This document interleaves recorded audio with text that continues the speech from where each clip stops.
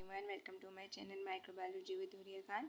So today my lecture topic is hair, nails and hair nails के बारे में पढ़ेंगे। आज हम स्किन के जो कंपोनेंट्स होते हैं टोटल कौन कौन से होते हैं, epidermis, dermis, hypodermis, hair, sweat gland, subcutaneous glands और जो है वो हेयर और नेल्स, ये सारे जो है वो क्या कंपोनेंट्स कहलाते हैं। तो आज हम हेयर और नेल्स के बारे में डिस्कस कर रहे हैं। तो सबसे पहले हमारे पास है hair. Hair is an accessory organ of the skin made of tightly packed dead keratinocyte found in most region of the body।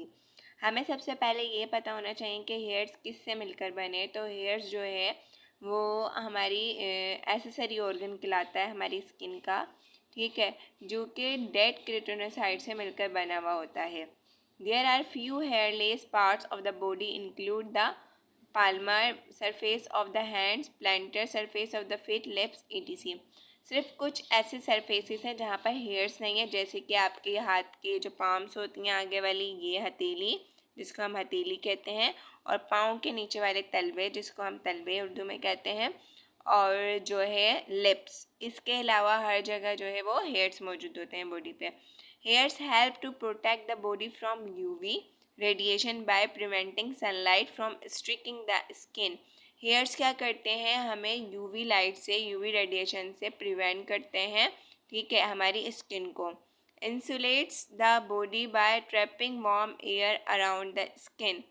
अब जो ज़्यादा गर्म हवाएं हैं, ये गर्मी से भी हमें जो है वो बचाता है। क्या बचाती है, क्या जो है हेयर्स बचाते हैं, ठीक है। हेयर्स हमारी स्किन को कवर किए हुए होते हैं क्योंकि the structure of hair can be divided into 3 major parts, root, follicle and shaft.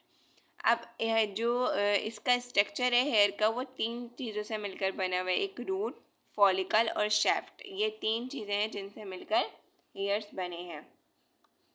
अब इसको भी हम डिस्कस कर लेते हैं। Stem cells in the follicle reproduce to form the keratinocyte that eventually from the hair, while melanocytes produce pigment that give the hair its colour. अब जो stem cells होते हैं ना फॉलिकल, मतलब जिससे फॉलिकल बन रहा है, वो रिप्रोड्यूस होते हैं किससे, केराटिनोसाइट से। जो केराटिनोसाइट से उससे ये फॉलिकल्स बनते हैं, और जो है जबकि मेलानोसाइट जो है वो पिगमेंट बनाता है जिससे हेयर को कलर मिलता है। कि भाई हेयर्स, कुछ के हेयर्स जो है वो ब्राउन होते हैं, किसी के ब्लैक होते हैं, किसी के और भी दूसरे कलर्स में होते हैं। तो ये जो है वो किससे बन रहे होते हैं, ये मेलानोसाइट इसको कलर दे रहा होता है, और जो बन रहे होते हैं ये फॉलिकल्स, हेयर फॉलिकल से जो है वो केराटिनोसाइट्स बना रहे होते हैं इसको, फॉलिकल्स को। As the follicle produce new hair, the cells in the root push to the surface until they exit the skin। और जैसे ही फॉलिकल जो है प्रोड्यूस होते हैं, जैसे ही न्यू हेयर्स बड़े होते हैं, बाल बड़े होते हैं, ठीक है, जो सेल्स होते हैं रूट के अंदर, वो जो है जब तक वो सेल्स वहाँ पर रहते हैं, जब तक के उसको क्या वो जब तक रहेंगे, जब तक जो है स्किन वहाँ से वहाँ पर होती है, तो उसको प्रोटेक्ट कर रहे होते हैं वो तब तक। The hair shaft consist of the part of the hair that is found outside of the skin. अब जो हेयर शेफ्ट होते हैं वो कौन से होते हैं, जो कि आउटर साइड होंगे, मीन्स के जो आउटसाइड द स्किन होंगे, आउटसाइड द स्किन जो हेयर्स होंगे वो सारे उसको हेयर शेफ्ट कह रहे हैं, ठीक है। अब ये हम बात कर लेते हैं कंटिन्यू हेयर को। The hair shaft is made up of 3 disconnect layer of cell, the cuticle, cortex and medulla. अब हेयर शेफ्ट भी 3 लेयर से मिलकर बनते हैं, क्यूटिकल, कॉर्टेक्स और medulla. Cuticle is the outermost layer made of keratinocyte. जो cuticle होती है वो सबसे बाहर वाली लेयर्स होती है हेयर शेफ्ट की, जो कि केराटिनोसाइट से मिलकर बनती है। The cells of the cortex from the majority of the hairs with. और जो है उसके बाद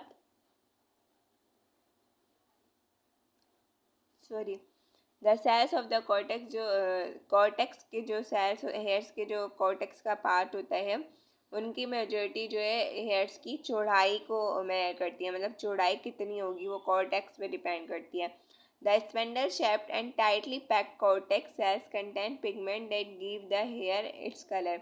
अब जो स्पेंडल या शेप, जिस तरह के भी शेप के अब होते हैं हेयर्स, ठीक है, वो पिगमेंट्स जो बनाता है या जो कलर दे रहा है वो तो हमने देखा मेलानोसाइट दिया, लेकिन उसकी चौड़ाई, उसका मोटा पतला होना, ये कोर्टेक्स डिसाइड करता है, ठीक है।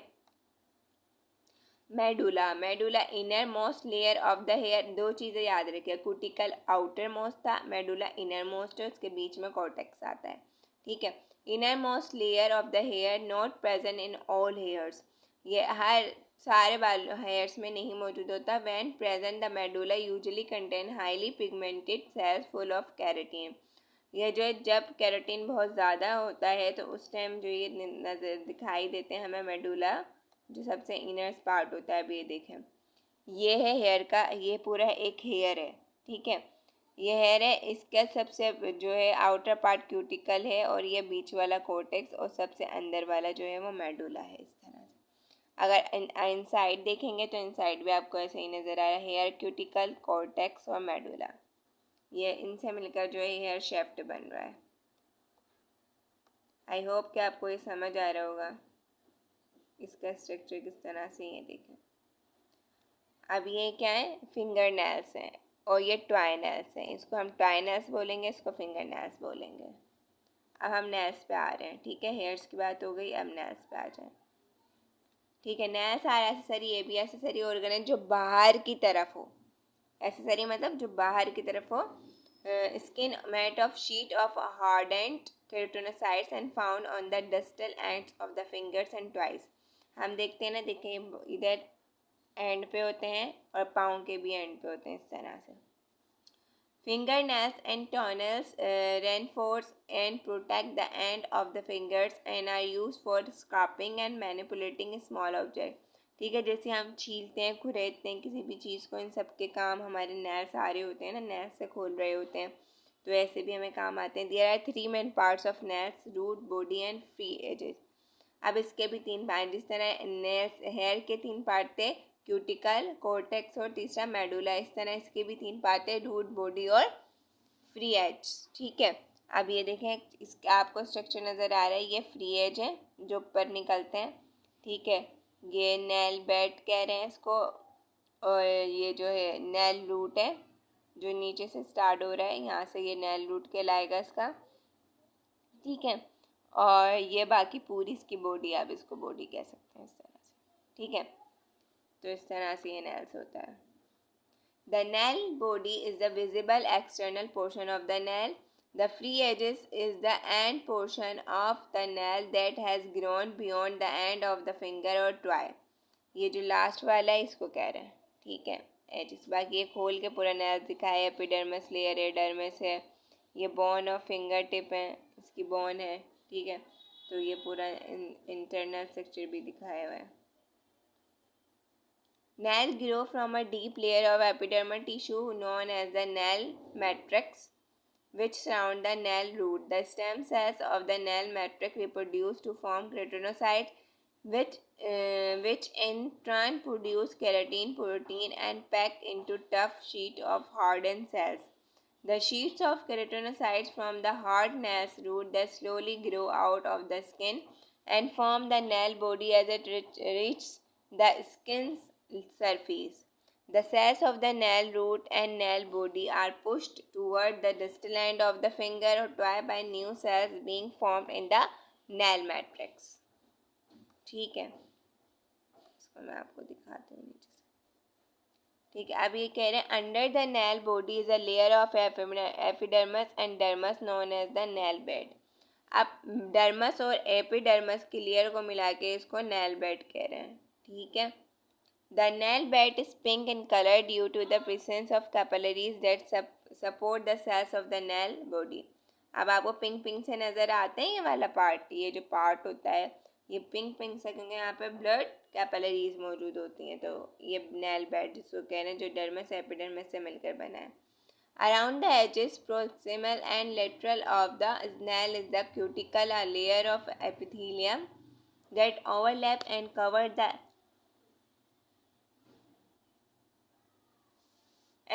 the edge of the nail body. Cuticle help to seal the edges of the nail to prevent infection of the underlying tissues. अब ये जो क्यूटिकल होती है मदद करती है कि एजेस जो है इसको आगे से बिल्कुल कवर कर दें ताकि कोई भी इन्फेक्शन या कोई भी जो है इंजरी वगैरह से ये बचा रहे इसका नेल, ठीक है, किसी का भी। इसके बाद स्वाट ग्लैंड। स्वाट ग्लैंड्स क्या होते हैं? There are two major types of sweat gland, ठीक है, eccrine sweat gland and apocrine sweat gland, दो तरह के होते हैं, एक्राइन और apocrine. Eccrine swat glands are found in almost every region of the skin and produce a secretion of water and sodium chloride. अब जो एक्राइन है ना उसके थ्रू सोडियम क्लोराइड और किसका एक्सक्रेशन होती है और वाटर की। Sweat which consist of 98% water and 2% solid residues organic and inorganic, जितने भी सॉलिड्स होते हैं बाकी 98% जो है इसमें वाटर होता है, बाकी सारे नमकियात होते हैं, मीन्स के ऑर्गेनिक इनऑर्गेनिक डेसिडियस होते हैं।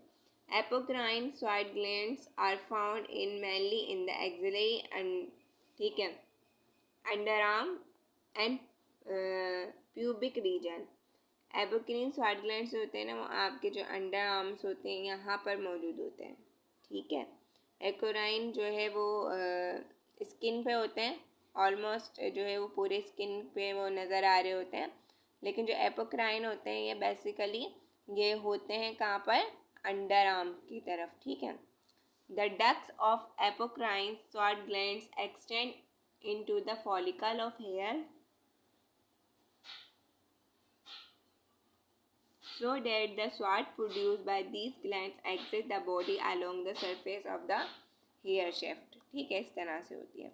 The digestion of apocrine swat by bacteria produce body orders, ठीक है, जब जैसी एपोक्रीन के स्वाद तो वो स्मेल आपको आना और उसका ऑर्डर आना आपको जो है वो स्टार्ट होता है, वो ऑर्डर प्रोड्यूस करना शुरू कर देती है बॉडी, ठीक है।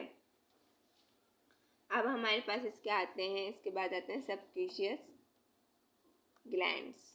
These are exocrine glands found in the dermis of the skin that produce an oily secretion known as sebum. ये sebum बनाते हैं, found in every part of the skin except for the thick skin of the palms of the hands and soles of the feet. Palms of the hand and soles of the feet के अलावा हर जगह से ये sebum निकलता है। These glands are attached to the hair follicle. Sebum is carried through ducts to the surface of the skin or to hair follicle. Sebum acts to waterproof and increases the elasticity of the skin. Waterproof बनाता है उसको और elastic बनाता है। Sebum also lubricants and protect the cuticle of hairs as they pass through the follicle to the exterior of the body. Excretory substances like waxes, straw, fatty acids and traces of other hydrocarbons are eliminated along with the sebum. तो इस काम के लिए भी sebum यानी कि ये काम आता है। इसके बाद आते हैं एक और ग्लैंड्स, जो कौन से ग्लैंड्स हैं?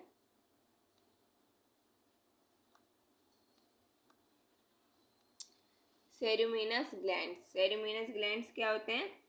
इस special exocrine gland found only in the dermis of the air canals, ठीक है, जो एयर कैनाल्स होती है ना आपकी, ये सिर्फ वहीं पर ही मौजूद होते हैं, डर्मस लेयर पे।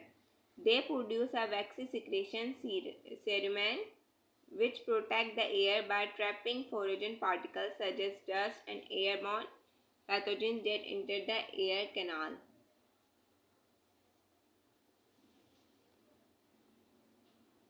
तो यानी इससे भी आपको पता लग रहा है कि किस लिए यूज होते हैं। Cerumen is produced continuously and pushes older cerumen outward toward the exterior of the air canal where it falls out of the air or is manually removed. अब इसका मतलब क्या हुआ कि ये जो होते हैं सेरुम, ये क्या बनाते हैं? ये जितने भी मतलब कि एयर के जो भी जिसको वो प्रोटेक्ट कर रहा है ग्लैंड्स के थ्रू, तो वो बनाते हैं, सिर्फ ये उसी पार्ट पर मौजूद होते हैं, एयर वाले पे, ठीक है, dermis of the air canals में मौजूद होते हैं। इसके बाद ये देखें, आपको ये मैं पिक्चर भी दिखा रही हूँ पूरी। ये रूट क्यूटिकल फ्रिजेस, ठीक है, ये क्या क्या चीज़ें कौन सी बनाई ये भी देख लें आप। ये पूरा इसका स्ट्रक्चर है। आई होप कि मेरा लेक्चर आपको अच्छे से समझ आया होगा। If you any confusion any question in my whole lecture, please you can ask me in my comment section box. Please, thanks for watching. Allah Hafiz. Stay blessed, stay healthy. Like, share and subscribe my channel. Allah Hafiz.